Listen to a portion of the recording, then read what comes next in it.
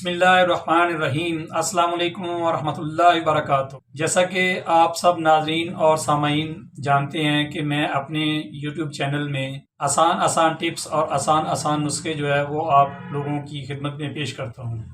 تو آج کا جو نسخہ ہے وہ ایسے دوستوں کے لیے ہے جنہیں سردی زیادہ لگتی ہے، کیونکہ سردی کا موسم ہے اور ساتھ میں ان کو ٹی بی کا مسئلہ ہے، چہرے کے اوپر داغ دھبے ہیں۔